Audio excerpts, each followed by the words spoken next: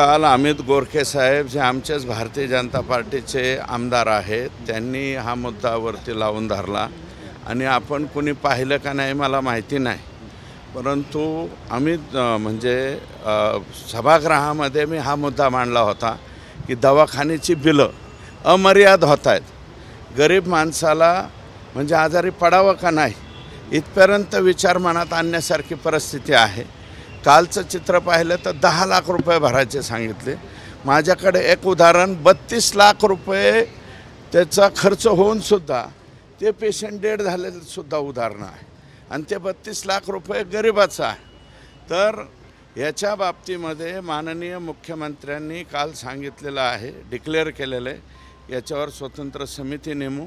मला वाटतं पुढच्या 4-5 दिवसामध्ये ती समिती स्थापन होईल आणि जे ज्या लोकांवरती अन्याय झालेले आहेत दवाखान्याच्या बाबतीत, विशेषतः मेडिकलच्या बाबतीमध्ये माझी तक्रार होती की 60 रुपयाची गोळी जर 6000 रुपयाला मिळायला लागली तर मग गरीब माणसाने कसं करायचं। मॅन्युफॅक्चरिंग त्याची प्राईस 60 रुपये आहे।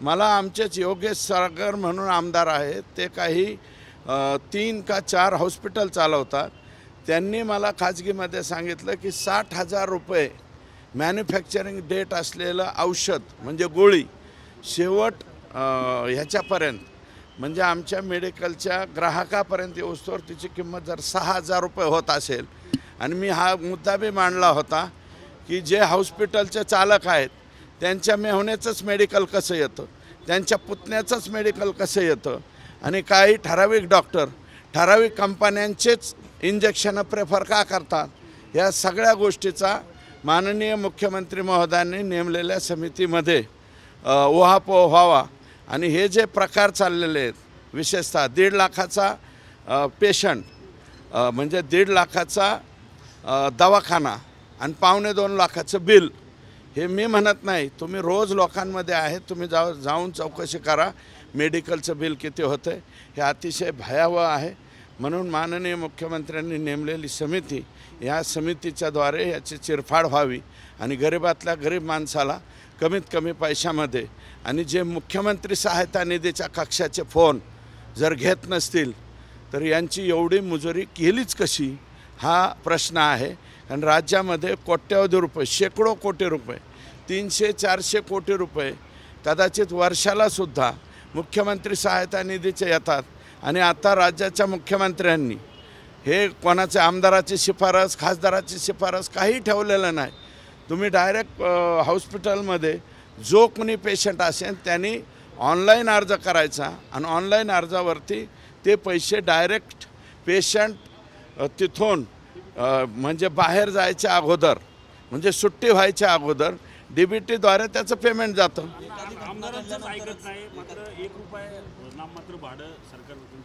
जागा घेतलेल्या आमदारांचं हे बघा, आम्ही तर रोज लढत असतो, कारण तुम्ही बघा मागच्या काही दिवसामध्ये जे CM फंडाचे जे पैसे नेमले त्यातले प्रमुख 4-5 जे आमदार आहेत त्यापैकी मी एक आमदार आहे की हायेस्ट पैसे मी माझ्या मतदारसंघात आणि बाहेरचा आला तरी त्याला मिळवून देतो।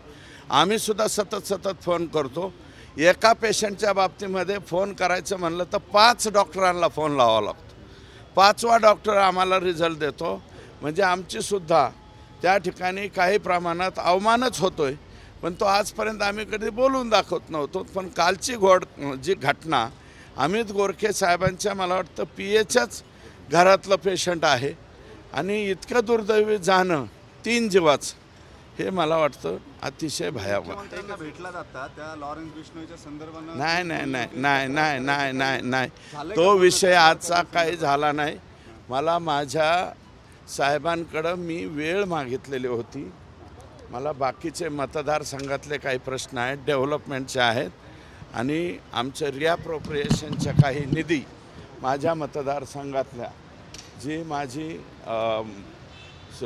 शिंपोरा ते खुंटेफळ ही योजना आहे त्या योजनेच्या संदर्भात भेटायला आलतो। साहेबांनी लगेच आदेश दिले, म्हणजे फोन लावायला सांगितलं आणि मी निघून आलो। मला परवा वेळ दिलेली आहे। तुम्ही जे सांगताय, नाही मी पहिल्यांदा मुख्यमंत्र्यांकडे तक्रार करेन आणि साहेब सांगतील त्या पोलीस स्टेशनमध्ये तो गुन्हा मी दाखल करेन।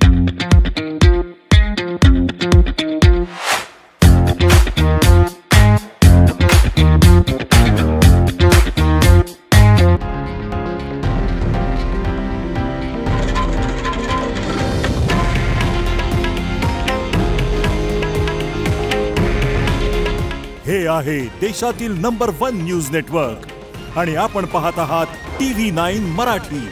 काळजी तुमची, हित महाराष्ट्राचं.